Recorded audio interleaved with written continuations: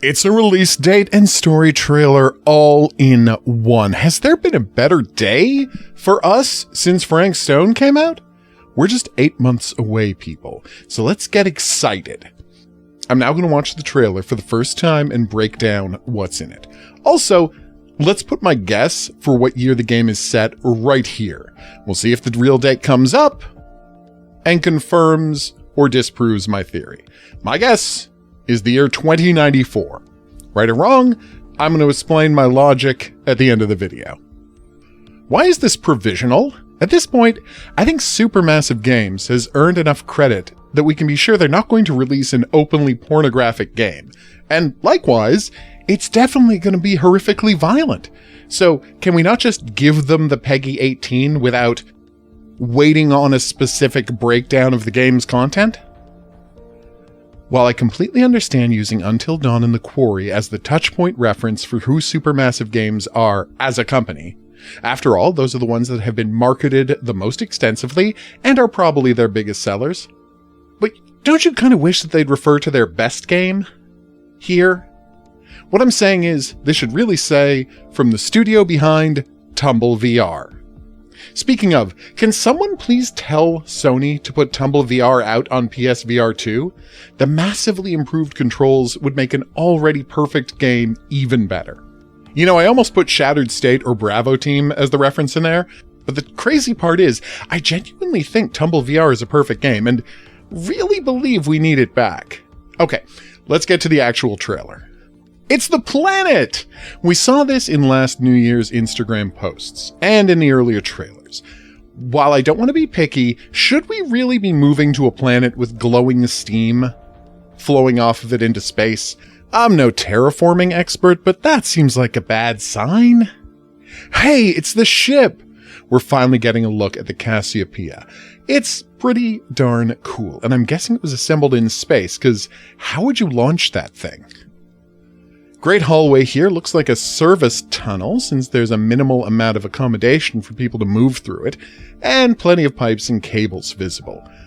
Big fan of the unlocked sign here because the design suggests you could switch it over to locked by blacking out the top two letters and turning the rest of it red. I'm curious about these panels on the wall, but even zooming in on a 4K image, you can't make anything out of them.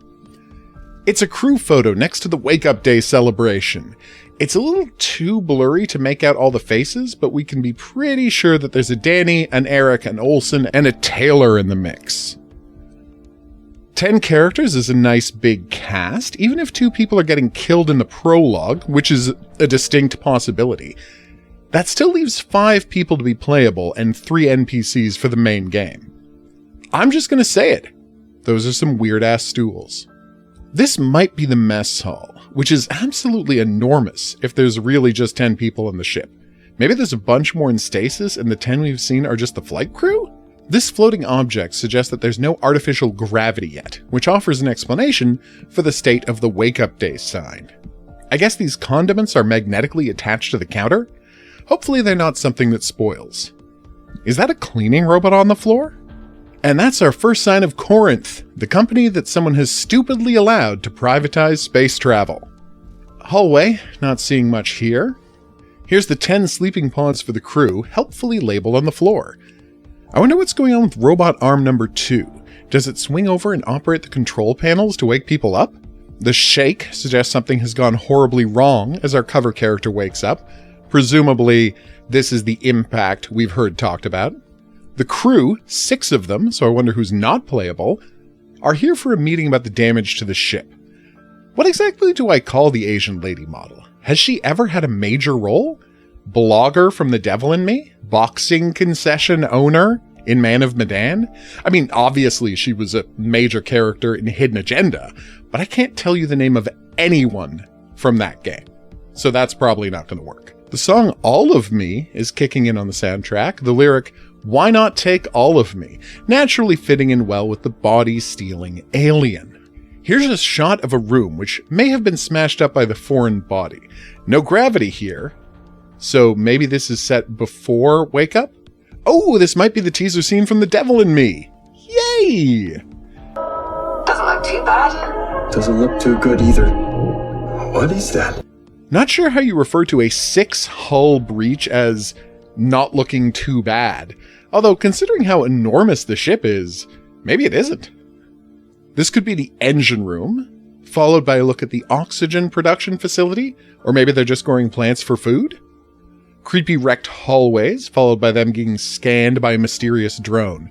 Is that drone coming from the planet, or some function of the ship that they're not aware of?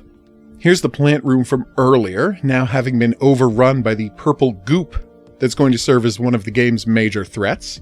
There's 4 people looking into another goop room, followed by a huge swing. Who is Bill? Given the fact that this seems to be set on Earth and they're in normal clothes, is this a flashback or a dream sequence? Mysterious figure in a hood. Chilling. Taylor is freaked out. Is it because she found a body, or because she accidentally just killed the Canadian guy? That certainly is one of their shock sticks right next to his face. But are these actually taking place at the same time? She's falling down in shock, but he's pretty clearly not being affected by gravity. So how could she fall? Hanging onto a rope dangling out in a storm? Yes, please. Here's the important question, though. Is there gravity here? There seems to be a sway to the rope, which suggests they might be falling down it in a low-gravity environment rather than just hanging out in the near-zero gravity of orbit. Given that no one is dressed here, it looks like this character is having a hard time waking up. Maybe robot arm number 2 can help save him? A character named Williams might know more than he's letting on about the goop. Does this mean that, as we've theorized, someone already knew there was something horrific on the planet because this is the world that the bat monsters fled all of those millions of years earlier, and records of the monster were discovered on their ship, the way the technology to build Cassiopeia was? Who can't he take any chances with? Look, it's the scene from the Devil in Me teaser. For real this time! Hopefully there's a way to rescue yourself. And wow, does this look so much better than the last time we saw it. So, the Thing-themed goop monsters are fireproof. But are they electricity-proof? They've got those shock sticks after all. Fun fact, that was the Thing's actual weakness in the movie The Thing, but the characters never figured it out. Damn, that thing looks ugly. Tough to say who's the fake here. Probably the one not wearing a spacesuit? They brought guns into space, and they don't seem to be helping. Giant goop monster right behind our cover character, and then a sprinting Taylor, who we've already seen a bunch of. Aw, does the locked sign not turn red after all? Sad. Horrible tentacle beast. The Thing via Dead Space vibes are impeccable here. We can't pre-order until June? Come on, Supermassive, help us out a little. Well, let's go wishlist it now and check out the Steam page at the same time. Guildford Games Festival 2025, is that why they released it now? Because Supermassive Games is located in Guildford? Huh. So are the people who made Burnout Paradise? How did I not know this? That's amazing. Oh, I love the Sexy Brutale. Okay, a lot of good people working in Guildford, apparently. Urban Chaos. Oh, sorry. For a second, I thought that was Urban Chaos Riot Response. I'm like, I didn't know Rocksteady was in Guildford, but no, it's a different company. Co-developed in Guildford, there you go. And of course, Little Nightmares 2, which was co-developed by Supermassive Games. And their upcoming games include something called Light No More. Looks classy. No idea who made that. Little Nightmares 3. And of course, our beloved Directive 8020, which we're now getting back to. All right. So we just watched this. Let's see what the footage is. So here's the blast off scene. A guy about to shoot a clone of himself with that tiny little pistol. Seen that. There's the Taylor Beast. The scene of them going to check out the impact over here. Oh, poor Canadian guy who got zapped in the face. I mean, we assume. Looks fantastic, though. Here they are dangling from a wire. See what I mean? How it, like, goes all the way down here? It kind of feels like they're almost... Maybe they're descending it?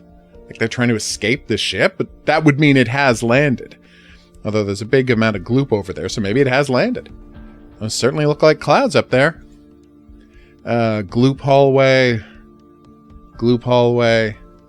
Not seeing any details in there. And, of course, the waking up scene. All right, good footage. Let's add that bad boy to the wish list right now. Release date, wish list. Earth is dying and humanity is running out of time. 12 light years from home, Tau Ceti F offers a small sliver of hope.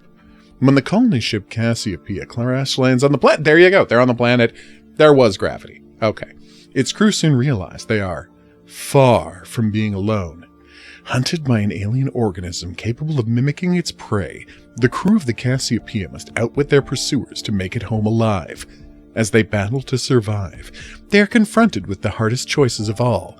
To save themselves, they must risk the lives of everyone on Earth, because if they bring back the goop monster, it might destroy Earth. Although I'm interested to find out how humanity is dying. Lashana Lynch from Bob Marley and The Woman King, playing Young, which we already knew. Okay, real-time alien threats. Improvised weapons, lightning reflexes, and stealth. Encounter an alien life form that perfectly imitates its prey. And, of course, here's 70 gigabytes. Oh, my God. I'll definitely have to clear off a bunch of space to get ready for that 70 gigabytes.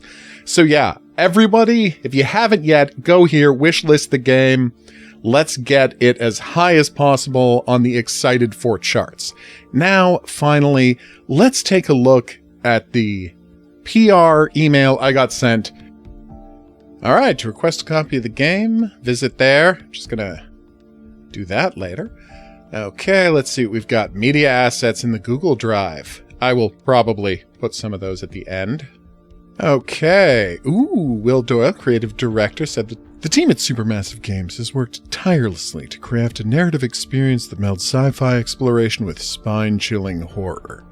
They say he said this, but I'm not going to do the accent, because that would be insulting. They're unveiling new layers to the story, exploring fragile alliances, unseen threats, and the limits of human resilience when faced with our deepest fears. We're venturing into uncharted territory. The unsettling abyss of space. Okay, humanity's running out of time. Okay, this is just stuff we already read. Alien invasion. Here we go. While you may be human, others in your crew may not be, and killers can hide behind familiar eyes. So this raises the question. Are we going to be able to play as a character while not realizing that character is the thing? And then, I know this is going to be a long shot, but what if there's a QTE, and by succeeding in the QTE, you reveal yourself as the thing and kill somebody, and you don't even realize that's what you were QTEing? I know it's a stretch, but none of us knew we were going to blow off Constance's face by winning a QTE, and we did it. All right. Enemies can emerge from unexpected places, like inside your best friend, introducing the Cassiopeia's crew. 5 crew members over the course of the expedition. So does distrust with their lives in your hand. Your decisions determine not only the crew's fate, but all of humanity's. Nice. To see if they start a new planet, or to see if they bring this goop back. Okay, the new tools. Flashlight. Aliens can spot the beam. So yeah, there's going to be a lot of stealth sequences in this. Scanner for detecting electronics remotely activating systems. Okay. Messenger lets you communicate and strategize with crewmates. Wedge tool. Oh! Damn. Okay. Fans of Supermassive Games will be pleased to know the DNA of Dark Picture is still present. Okay. Branching plot lines and possible choices. You know who isn't mentioned? The Curator. Okay. Xbox, PlayStation 5, PC. All right, let's just go. I'll go wishlist them on everything. Official socials. Everybody sign up for Twitter, Instagram, and Facebook. Well, okay, don't go to Twitter. Twitter's evil. I'm sure they're on Blue Sky as well. And of course, here's the website, which we'll check out in a second. Lashana Lynch, of course, was in No Time to Die. Oh, I always forget that. Okay, standalone, and of course, about Supermassive Games. All right, I gotta say, I am very excited about this. Let's go check out the official website. Newsletter, I'll sign up for that in a minute. Watch the trailer, we just did that.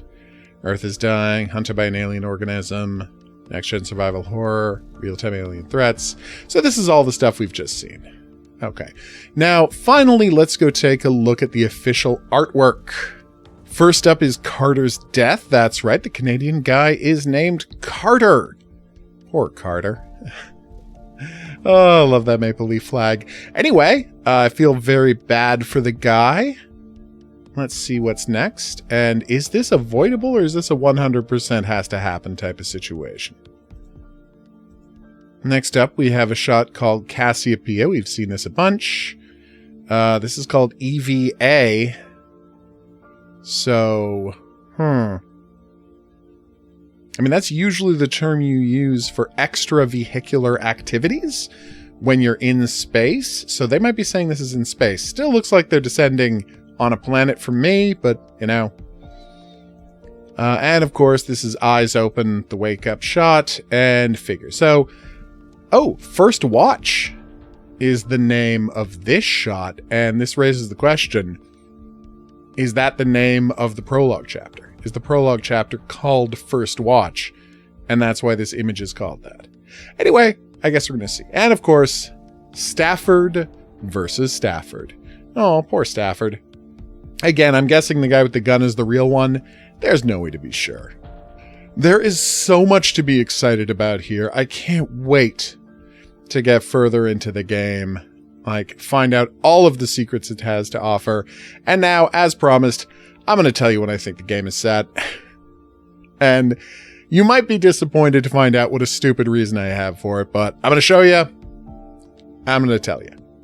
So as I've already said, I think it's set in 2094. And the reason for that is this plaque from the Devil in Me, which talks about the death of the crew and passengers of the SS Cassiopeia, which crashed into the rocks at the base of these cliffs. You'll notice that it is an absolutely preposterous number. How on earth could 187 people have been killed in a boat crash? When a number is that preposterous, I think to myself, okay, well, did they pick that number for a reason? 187 is the code for murder in the California Penal Code, but, you know, that seems a little obvious. So then I looked at the year, 1907, and I'm like, wait a minute. What happens if I add? And you see what happened there. 187 plus 1907 gets you 2094, which 7 years in the future. And I gotta say, if you had access to futuristic alien technology from a crash ship in the Zagros Mountains, I feel like that might be enough time to get you headed for Tau Ceti F, 12 light years from Earth.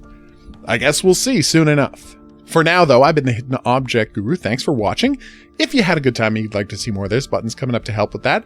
Questions, comments, your own theories about what we're going to be seeing in 8020, go in the comments section below the video.